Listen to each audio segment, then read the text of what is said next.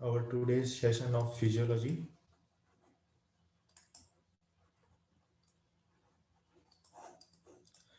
Physiology general physiology हमने complete किया था, जिसके अंदर हमने कई सारी चीज़ें डिस्कस की थी.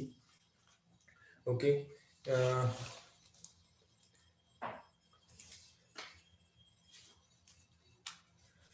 अभी फिजियोलॉजी के जनरल सेशन में से जो चीज़ बच गई है उसके अंदर कई सारे क्वेश्चंस आते हैं जो कि मैं डिस्कस करना चाहूँगा आपके साथ में. जैसे क्वेश्चंस कि देखिए, फर्स्ट क्वेश्चन आप मेरे साथ साथ में लिख सकते हैं. Site of the origin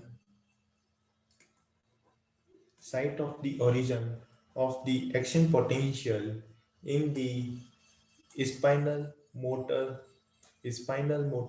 nerve. Spinal motor nerves में एक्शन पोटेंशियल का साइट ऑफ ओरिजिन क्या है, ठीक है ना. तो इस वे से क्वेश्चन कई बार पूछा जाता है. तो उसके अंदर आंसर क्या करना है अपने को. Answer is axon axon hillock axon hillock.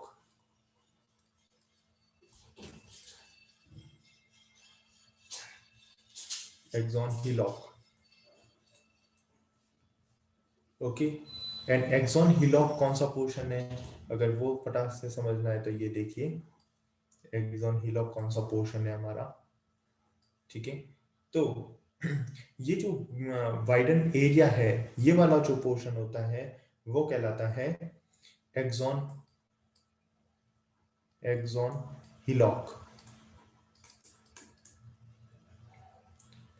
और ये जो इनिशियल पोर्शन है, इस इनिशियल पोर्शन को हम क्या बोलते हैं, initiation segment. Initiation initial segment. Initial segment. ठीक है.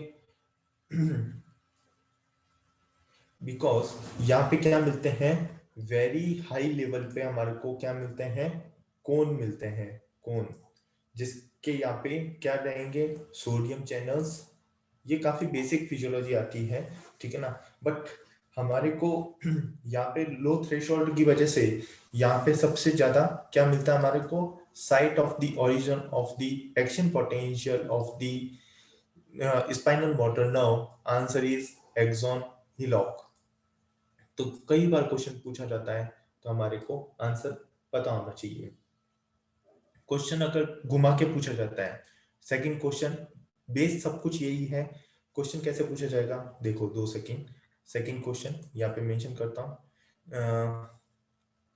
Second question, why initial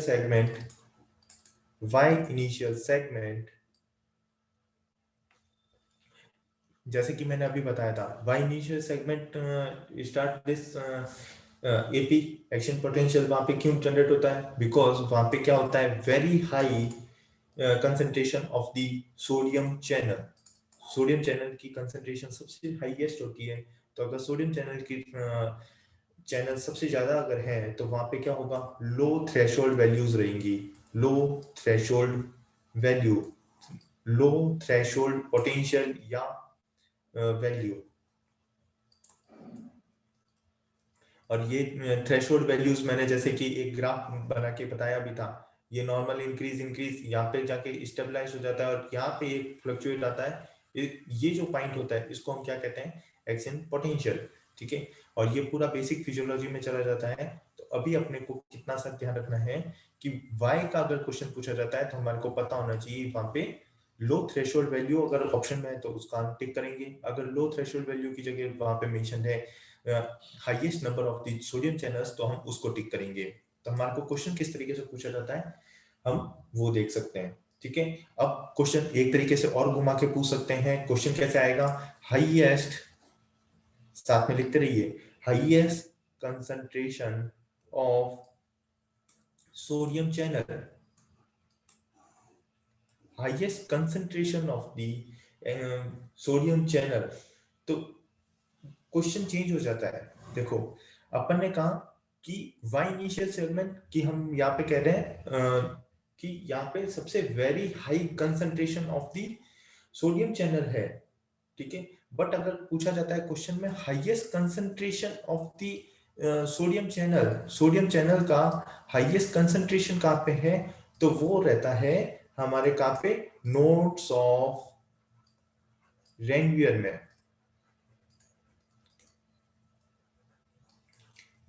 nodes of Ranvier में।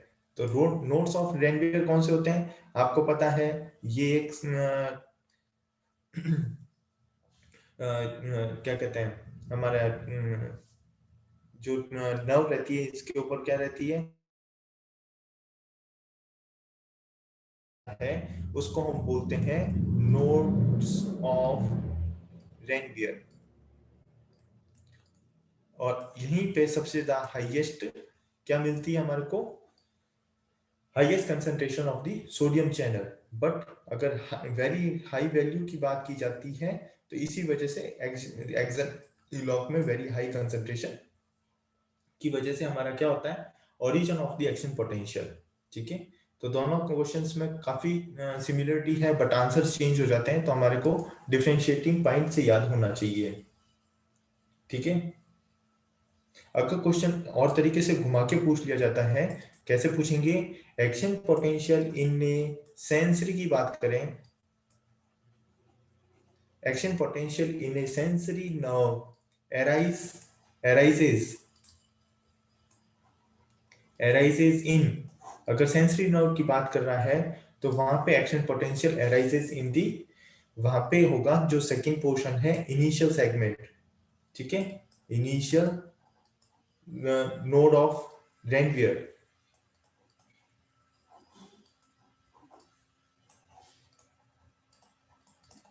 तो कई सारे क्वेश्चंस इसमें से पूछे जाते हैं, तो हमारे को ये चार क्वेश्चंस पता होने चाहिए, 1 2 3 एंड ये 4।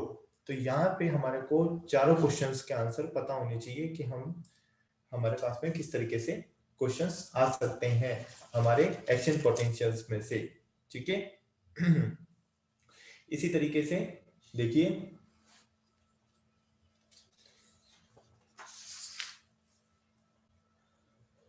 ओके, एक आता है हमारा factor affecting the flow of the current, velocity of the current, जो नर्व फाइबर रहती है, तो जो भी नर्व फाइबर रहती है उसमें भी कई सारे नर्व फाइबर्स रहेंगे जिसके अंदर लार्ज फाइबर्स रहते हैं। ठीक है, और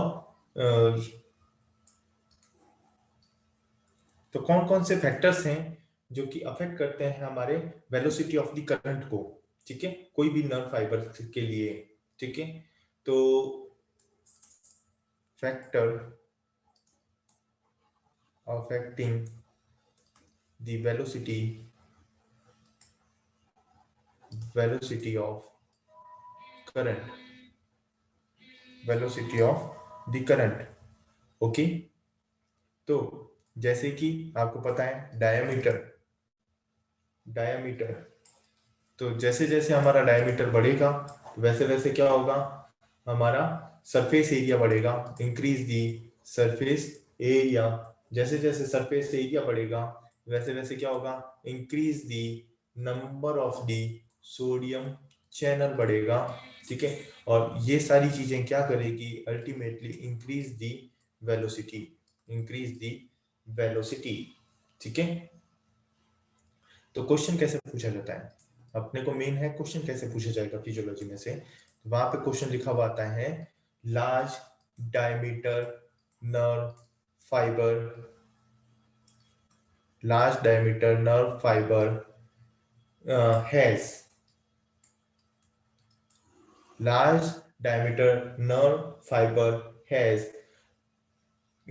तो उसके अंदर वेलोसिटी मेंशन होगी, लो वेलोसिटी, हाई वेलोसिटी, या same as a small diameter nerve fibre.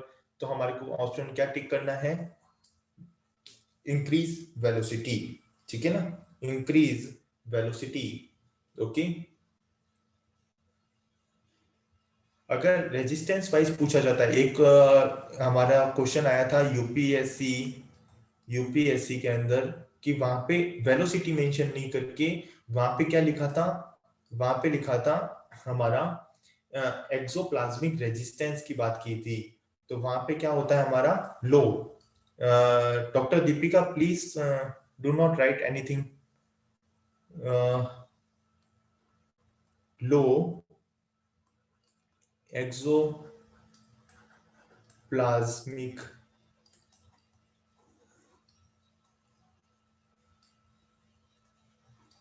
Resistance, तो जिनका वेलोसिटी इंक्रीज है तो वहां पे रेजिस्टेंस क्या होगी, डेफिनेटली कम होगी। ठीक है, वहां पे डेफिनेटली कम होगी। ठीक है, और इसका भी एक बिल्कुल बेसिक फंडा होता है कि हम क्या करते हैं, resistance of this R1, resistance of the R2, resistance of this R3। तो अब अगर तीनों का रेजिस्टेंस प्लस किया जाए तो वो कैसे प्लस किया जाता है, R1 1/R1 plus 1/R2 1/R3। तो अगर किसी की भी वैल्यू अगर 1 में निकाली जाएगी तो वो क्या होगी, डेफिनेटली लो होगी। ठीक है ना, तो इसका भी पूरा बेसिक फंडा है एक्चुअल में। ठीक है, तो उसमें बिल्कुल बेसिक में मत जाइए, बट अभी के लिए इतना सा याद रखिए, लार्ज डायमीटर नर्व फाइबर के लिए अगर क्वेश्चन आता है तो अपने को दोनों ऑप्शन पता होने चाहिए। अगर वेलोसिटी वाइज पूछे या रेजिस्टेंस वाइज पूछे तो हमारे को पता होना चाहिए। ठीक है ना, ओके।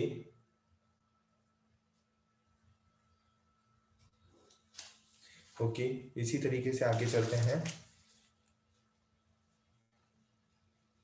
एक क्वेश्चन आया था हमारे इसी में से, देखो कैसे क्वेश्चन आया था, फास्टेस्ट का क्वेश्चन पूछा था, fastest velocity of the of conduction,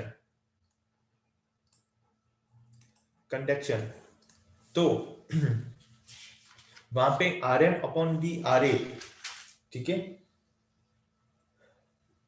तो वहां पे क्या हो रहा है, मेम्ब्रेन का रेजिस्टेंस, ठीक है, एंड हमारे डायमीटर का रेजिस्टेंस कितना है उसके ऊपर डिपेंड करती है सारी चीजें। तो वहां पे इतना सा वैल्यू याद रखिए कि RM upon the RA is high. जिनका भी RA upon the RA, RM upon the RA high होगा, उनका क्या होगा, fastest velocity of the conduction होगा, RM अपॉन दी RA। ये बेसिक क्वेश्चंस हैं जो कि हमारे को किससे पूछ जाते हैं, जनरल फिजियोलॉजी से। ठीक है, इसी तरीके से क्वेश्चन देखो, अगर सेल मेम्ब्रेन कैपिटेंस की बात करें तो सेल मेम्ब्रेन कैपिटेंस जितनी ज्यादा होगी उतनी ज्यादा कैपिटेंस होगी, और इसी तरीके से माइलिन शीट अगर है तो वहां पे कैपिटेंस डिक्रीज होगी। तो इसी तरीके से क्वेश्चन कैसे, ये तो बेसिक चीज हो गई क्या, जहां पे भी सेल मेम्ब्रेन रहेगी वहां पे कैपिटेंस इंक्रीज, एंड जहां पे भी माइलिन शीट है जो कि मैंने बताई थी नर्व फाइबर्स के ऊपर बीच में नोड्स ऑफ रेनवियंस बताए थे, तो यहाँ इनकी क्या होती है, इनकी कैपिटेंस लो होती है। तो क्वेश्चन कैसे पूछा जाता है, क्वेश्चन पूछा जाता है लार्ज डायमीटर, क्वेश्चन कैसे पूछा जाएगा, large diameter myelinated, myelinated large diameter myelinated nerve fibers, nerve fiber, उनका क्या होगा। तो अपने को क्वेश्चन कैसे भी घुमा के पूछा जाए तो अपने को पता होना चाहिए ऑप्शंस में क्या क्या आ सकता है। ऑप्शन आएगा तो हम अपने को राइट आंसर पता होना चाहिए, उसका क्या होना चाहिए, low RA, high high RM and low कैपिटेंस।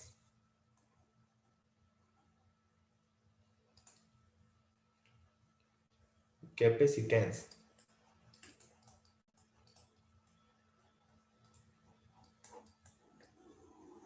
तो एक लाइन में ही सारी फंडा क्लियर हो जाते हैं। अगर ये लाइन याद है तो अपने को पता रहेगा कि large diameter myelinated nerve fibres के लिए क्या क्या कंडीशंस होती है।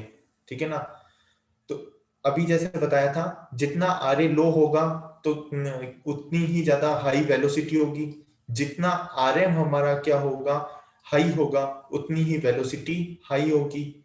ये तो चीजें बेसिक फंडा क्लियर है ना, कि जो नीचे की वैल्यू जितनी ज्यादा कम होगी और उसके प्रोपोर्शनेट में, जिसको इनवर्सली प्रोपोर्शनल बोलते हैं, ठीक है ना, कि A की value inversely proportional to the B, तो जितना बी कम होगा ए उतना ही ज्यादा होगा, और इसी वाइज कि A directly proportional to the B, मतलब जब जब ए बढ़ेगा तब तब बी बढ़ेगा, ठीक है ना।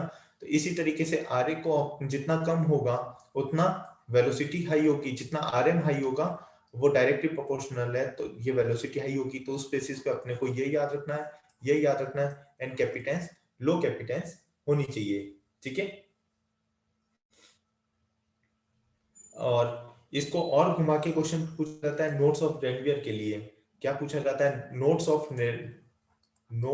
रेनवियर के लिए, एनओआर के लिए अगर पूछा जाता है तो वहां पे क्या पता होना चाहिए? नोट्स ऑफ रेनवियर पे क्या होता है? लो आरएम एंड हाई कैपिटेंस, हाई कैपिटेंस। तो कुछ नर्व फाइबर से इस तरीके से क्वेश्चंस देखने को मिलते हैं, ठीक है। ये हमारे को पता होने चाहिए, ओके। अच्छा, कुछ नर्व फाइबर्स हैं जो हमारे को पता होने चाहिए। नर्व फाइबर क्लासिफिकेशन से क्वेश्चंस आते हैं। Nerve fibre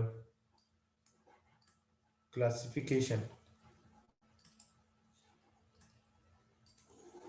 nerve fibre classification, ठीक है। जैसे कि फर्स्ट है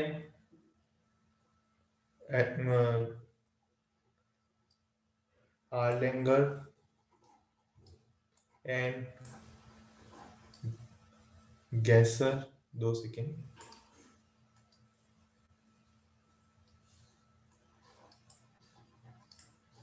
गैसर क्लासिफिकेशन, इन्होंने किस में डिवाइड किया था? इन्होंने डिवाइड किया था हमारा सेंसरी, मोटर एंड ऑटोनोमस। तो बाय नेम अगर पूछा जाए, जो कि कभी नहीं पूछा जाता, बट हमारे को पता होना चाहिए बाय नेम किसने दिया था, ठीक है। उसी तरीके से दूसरा क्लासिफिकेशन आया था हमारा Lloyd and Hunt numerical classifications, जिसमें हम टाइप 1, टाइप 2, टाइप 3 या alpha fibres, alpha beta fibres की बात करते हैं। अभी मैं सारी चीजें बताऊंगा, ठीक है। यहाँ से कई बार क्वेश्चंस आते हैं हमारे को यूपीएससी से, ठीक है। तो अगर फिजियोलॉजी में अपन ये नहीं पढ़ के जाते तो हमारा फिजियोलॉजी पढ़ना बेकार हो जाएगा। तो कौन सा क्लासिफिकेशन है? लॉयड का एसी आता है, तो Lloyd and Hunt, Lloyd's and Hunt numerical classification,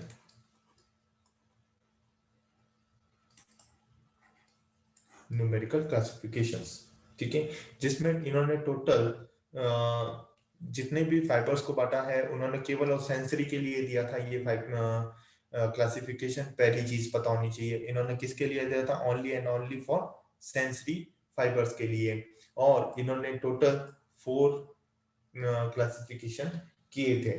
4 कैसे क्लासिफिकेशन किए थे वो अभी मैं आपको एक्सप्लेन करता हूं इन नेक्स्ट चार्ट। कैसे? देखो, जितने भी हमारे नर्व फाइबर्स हैं, जितने भी हमारे नर्व फाइबर्स हैं, कौन कौन से हैं हमारे? न्यूमेरिकल क्लासिफिकेशन के हिसाब से बताऊंगा, अभी अभी लिखते जाइए, ए बी एंड सी।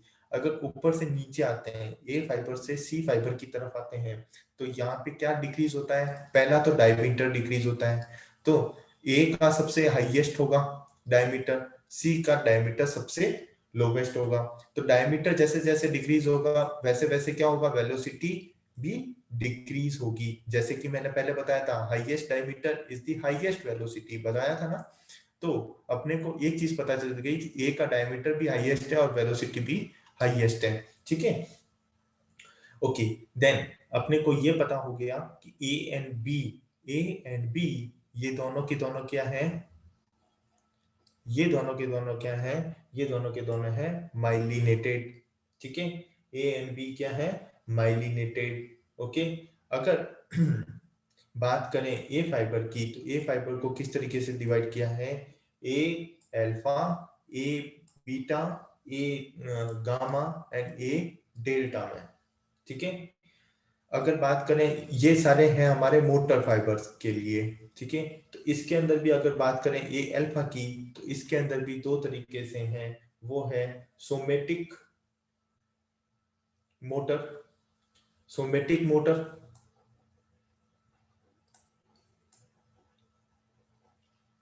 जिसका कोई क्लासिफिकेशन नहीं दिया था, किन्होंने? हमारे लॉयड एंड हंट ने। लॉयड एंड हंट ने कोई क्लासिफिकेशन नहीं दिया इसके लिए, ठीक है। अगर बात करें ए अल्फा के, तो वो क्या होते हैं हमारा? Proprioception, proprioception,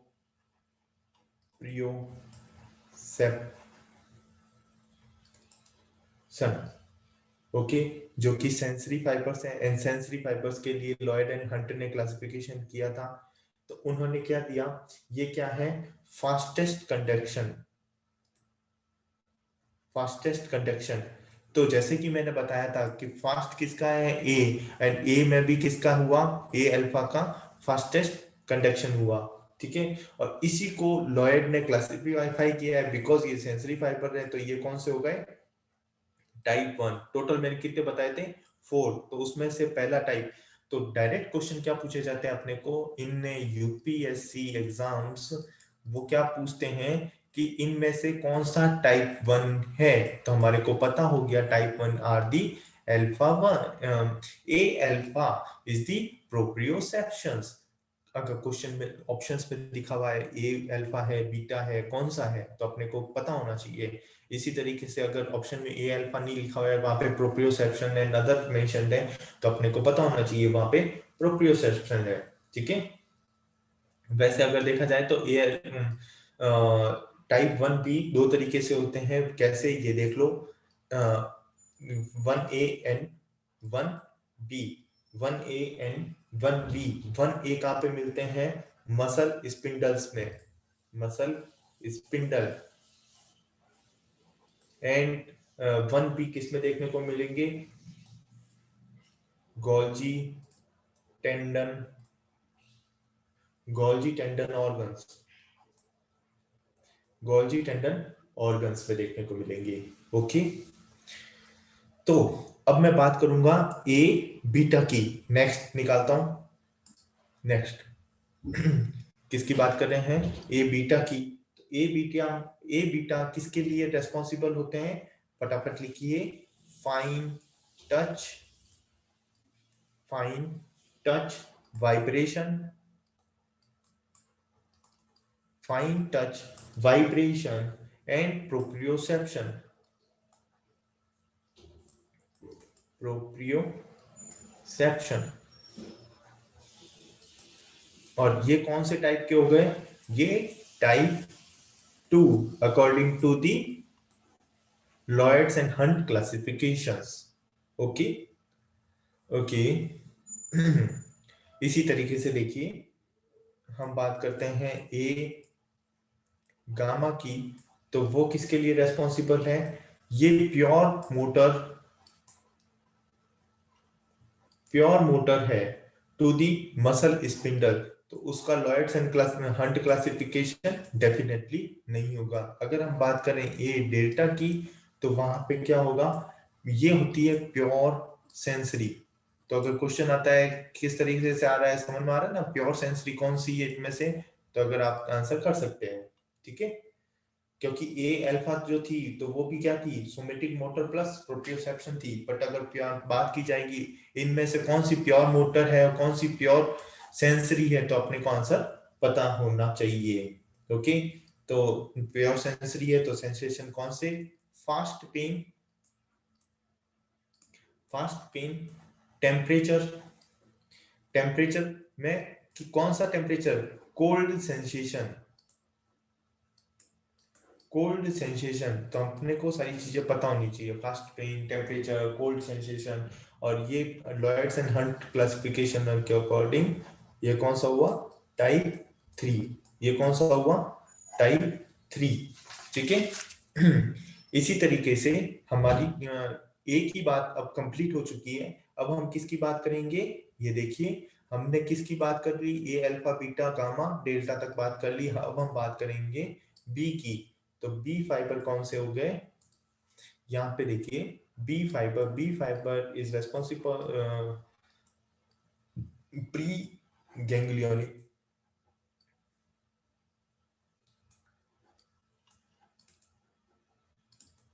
pre ganglionic autonomic nerve fibres हैं, ऑटोनोमिक नर्व फाइबर्स हैं, जिसका भी classification Hunt and Lloyd and Hunt ने नहीं दिया था। अगर सी फाइबर्स की बात करें तो एक तो है ये जस्ट इसके opposite post ganglionic autonomic fibres, क्योंकि जो पोस्ट गैंग्लियोनिक होते हैं वो कैसे होते हैं, सिंपैथेटिक फाइबर्स होते हैं।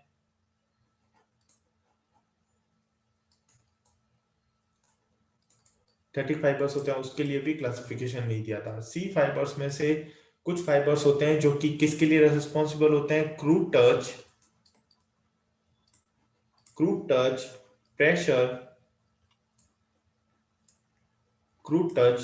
Pressure, slow pain. ध्यान देना, स्लो पेन।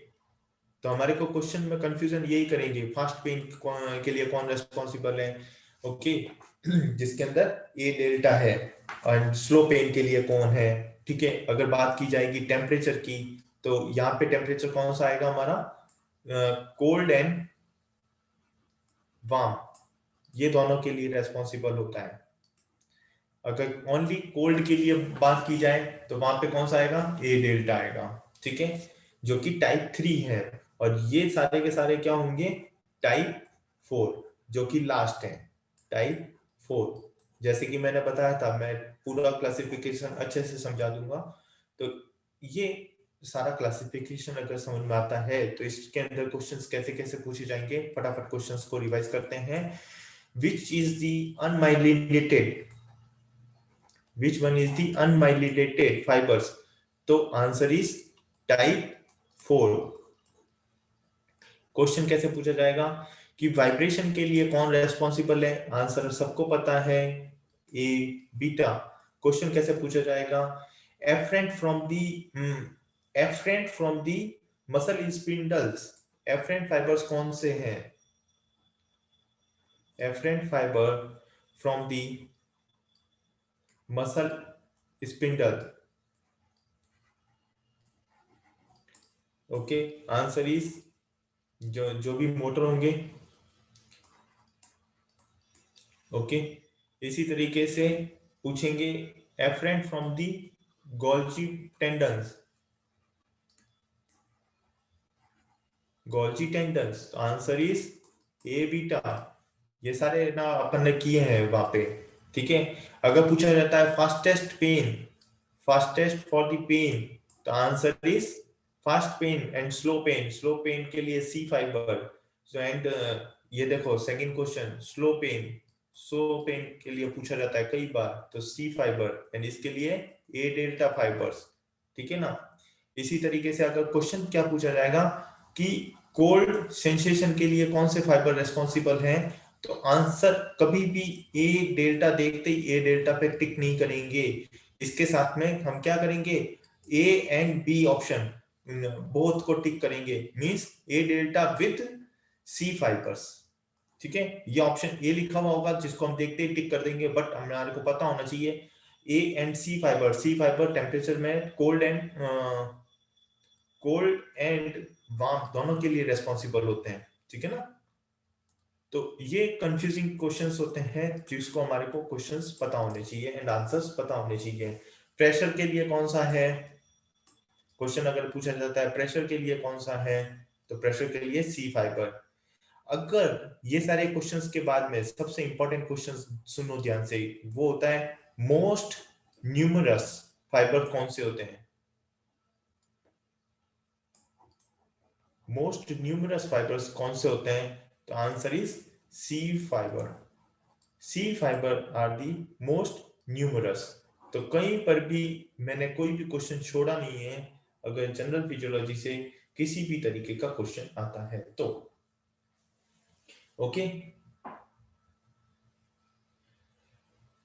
ओके इसके अलावा एक हमारा इसके अंदर नीट पीजी के अंदर क्वेश्चन आया था, which sensation block first when LA local anaesthesia given. अगर लोकल एनेस्थीसिया दिया है तो वो कौन सा सेंसेशन होगा जो सबसे पहले ब्लॉक हो जाएगा? तो अपने को पता होना चाहिए। First one is the pain, then temperature, then touch, then pressure. तो ये सीक्वेंस अपने को पता होना चाहिए, जिसको हम किससे याद रखते हैं? पी टी टी पी से याद रखता हूं मैं, ठीक है? पी टी टी पी, ठीक है? इससे याद रहेगा अपने को, क्योंकि एक इसके पीछे भी बहुत बड़ा लॉजिक है।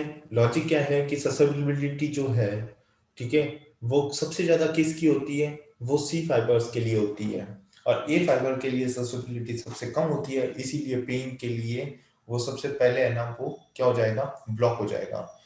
तो काफी बेसिक वो फिजियोलॉजी आ जाती है, हमारे को इसके अंदर नहीं पढ़ना है। Okay Come in there. Only 3 minutes left now. Okay okay okay, rejoin again immediately.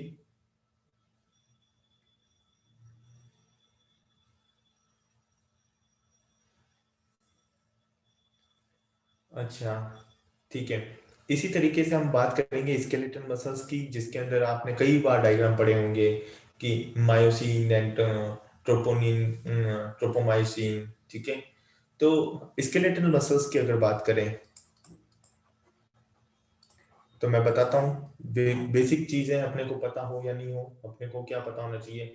ये स्टेटेड वॉलेंट्री मसल्स होती हैं, जिसके अंदर जो प्रोटीन प्रेजेंट होता है वो स्मूथ मसल्स जो है, जो कि कॉन्ट्रैक्टाइल प्रोटीन्स प्रेजेंट होती हैं, जिसके अंदर कॉन्ट्रैक्टाइल प्रोटीन कौन कौन सी होती है? फर्स्ट एक्टिन, सेकंड मायोसिन, ठीक है?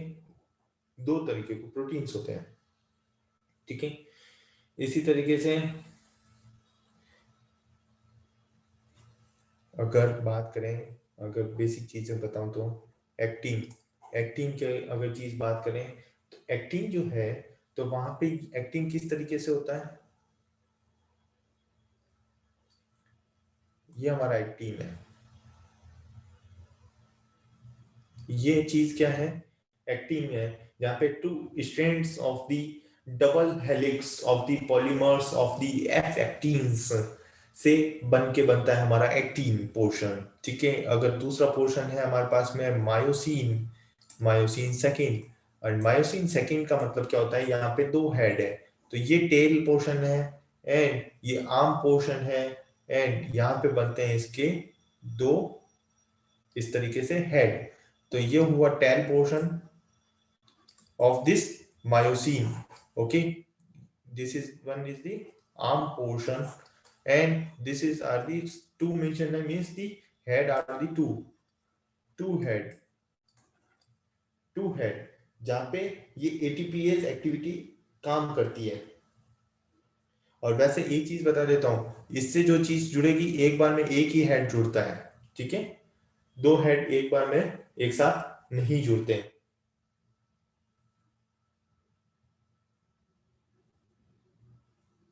ओके, अब इसमें से क्वेश्चन किस तरीके से पूछे जाते हैं वो देखो।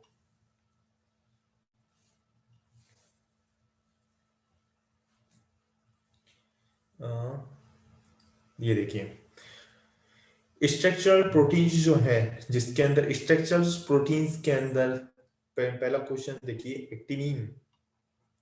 एक्टिनिन कौन सा पोर्शन है स्ट्रक्चर्स के अंदर? Bind actin to Z line. अभी बताता हूं कैसे। अभी एक बार लिख लीजिए, titin, actinin, titin, and titin से कई बार क्वेश्चंस पूछे जाते हैं, इसको रेड एंड स्टार लगा के रखना, ठीक है? क्योंकि ये किसके लिए रेस्पॉन्सिबल होता है? Responsible for the elasticity and skeletal